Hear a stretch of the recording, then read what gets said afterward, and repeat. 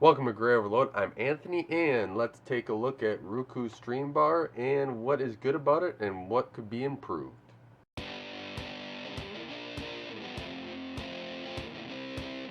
It has been just over a month of me using the Roku Streambar almost every day, and this was replacing my Xbox One X I had up in my bedroom, just so that my wife and I, we could watch TV shows, movies, etc., YouTube videos, stuff like that, right?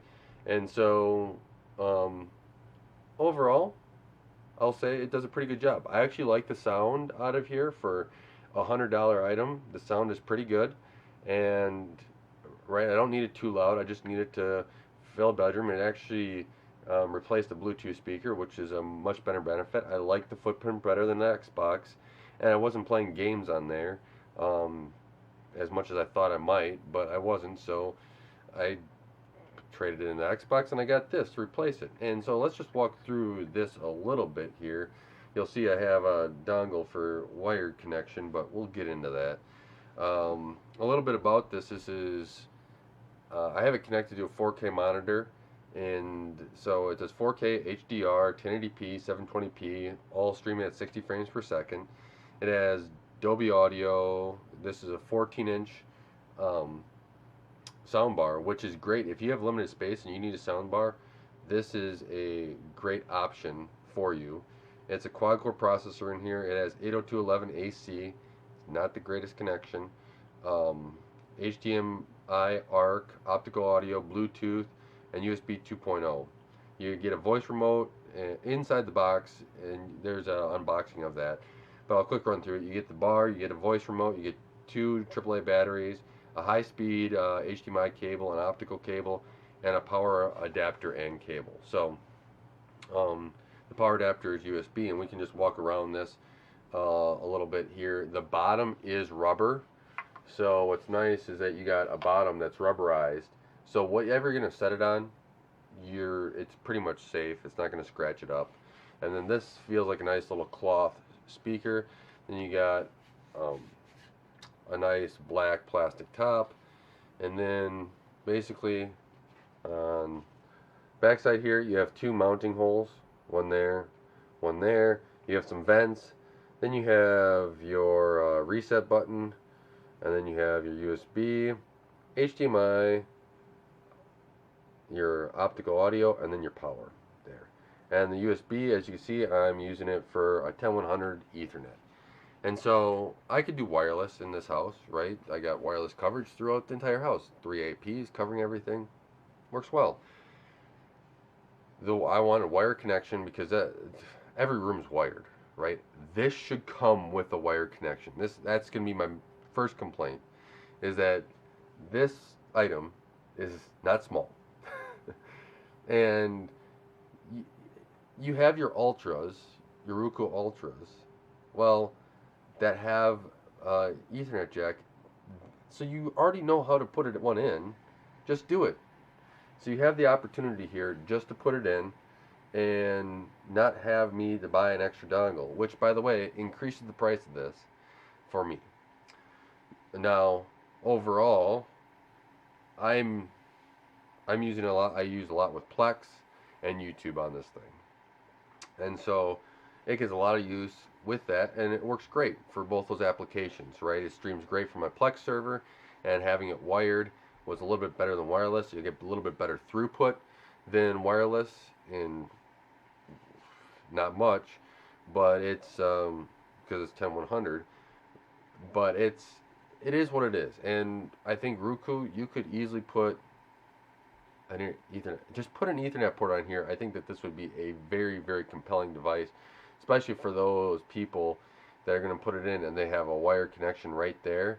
I get that this is going to be filling in a room or something where you don't have much space or have a speaker there, but this is an opportunity, Roku, that it can have it all, right? You have an option here to have it all on this item, especially if you're selling your side speakers and your remote, your subwoofer and everything else. This would then go pair it with that, and you'd have a better opportunity here. I think, right? You solve my pain point. And I wouldn't have to have another dongle just to go and to satisfy it, because then you have to go through and get the right dongle. So I bought another one, which was a gigabit one, which I could get this here faster, so that's why I bought this. I actually bought these at the same time, knowing that this one probably wasn't going to work. So that's my one complaint there. And then yeah, but other than that, that's my only complaint with this whole device. This right here, this device.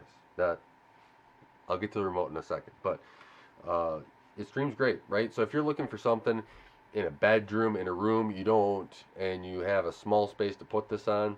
So I stand this on a little shelf that holds a monitor. It can go right in front of it, and it's great sound. It fills the room up well, and it can be quiet enough where it doesn't interfere with the other rooms, which is great.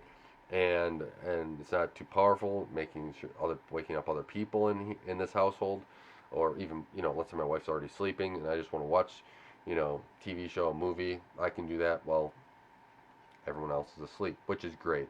Now, the Roku has a nice thing too, where I think you can also listen off your phone. So I haven't done that, but I guess that's one thing you can do as well. So that's mostly on this. I'll bring it back up at the end to just round off my conclusions. Okay, the remote. I have a friend that has two Rokus, and he's like showing me some remotes that are a couple weeks ago, a month ago, I'd say now. And he's like, "Yeah, I'm getting remotes that have backlights." And I'm going, "Why?" And I wasn't even thinking, because my Xbox, the remotes I had on my Xbox, whenever I moved it, it had lights on. It was great, right? I could see in the dark. It happens to me when I watch a movie, I have it pretty dark in the room because, well, it just gets a better experience. Or if I'm in bed falling asleep to a movie, it's dark. Well, the one thing this doesn't have, Roku, come on, backlight buttons. I get why he wanted one. It's insane that you do not have backlight buttons in how many revisions of Roku. I've been following you guys for a while. I recommend your products, but that's annoying. um, Other than that, it's a pretty good remote. Now I've remembered where most of the buttons are now, so I can be like, okay, if I go on the remote, okay, here I know I'm home, I'm back. I go here. There's four buttons. Here's play, pause, forward, reverse. I would like to see like a next chapter button on here. That's one thing where if I'm in a movie and I want to advance in a chapter, that would be actually a huge benefit. And I think you even interface that with like the YouTube app and stuff, where YouTube could jump to the next video, especially if you have it queued up or that. I don't know if these buttons work, the air buttons work that way, but it didn't seem like it worked as well as I thought it was. But once I jump into a movie and I get to where I want, I kind of don't mess with it too much because I want to finish the movie. So uh, you have your buttons, your volume buttons on the side here, which work well. Um, I actually like where they are. It kind of matches where your phone is, all except for the mute. So you get that same rocker style there. The four buttons down here, Roku. Well, the Netflix, the Disney, wait, Sling. They don't have Disney Plus on here, right? Oh no, they do. They have Disney Plus. They have Hulu. I don't use any of those services, so they're really annoying actually. I don't know if you can remove them at all, but or reprogram them, I should say. I guess I could remove them, cut them off. But if I could reprogram them, that would be a huge benefit. Um, there. Other than that, the only complaint I have, just have it backlit, Roku. You could do it. I mean, I like a few more buttons on here. It's a small enough remote, and you could do it easily enough, especially if you had a remote that didn't have these four extra buttons. It'd be no problem. So overall, that works great, right? Um, I have a couple complaints, but not too much. Getting back to this thing though, one other thing I wish Roku could do, and I looked online a lot, and maybe I missed it, so if somebody has a solution, tell me. But make this thing basically after an X period of time, you have a screensaver. We'll stop with the screensaver stuff. And there is a black screensaver. I do have that. But just have it stop. So stop outputting to the HDMI, right? Everyone else does it.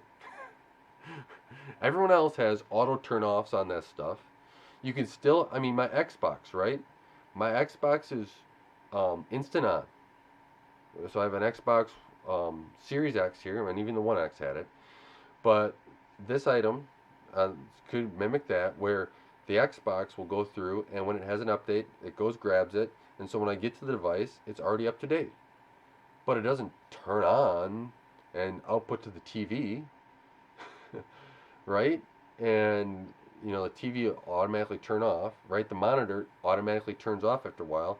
Except Roku, you still send a signal, so it's not, the screensaver isn't completely black. It still keeps the backlight on, and it's annoying. um, I I don't get it, right? It's a simple little fix, and these are the things that are bugging me. Now, am I going to get rid of this? No. This thing actually serves well for the purpose. Just when I get up in the morning, I turn off the monitor, so that's a separate process. It's just and even Roku can fix this in an update, right? This is not, unless they're hardware limited because they forgot to do something. But they're running, I believe, an ARM processor in here, or a low power processor, so they have all these options to actually do stuff like that, and to keep this up to date. I mean, their excuse is we have it always on, so it's always up to date. Well, I mean, you could have it wake up periodically, periods of time, and just check for updates too, which would actually reduce the power usage by a little bit. But Roku, you have these options, and I think the biggest thing here is that you keeping on a monitor and stuff, especially with some of the things with like the California, um, what is it, their CEC, California Electric Commission, might actually crack down on that eventually, because your monitor, with the backlight, is one of the biggest areas of going through and having extra power draw. But overall, this device does a great job.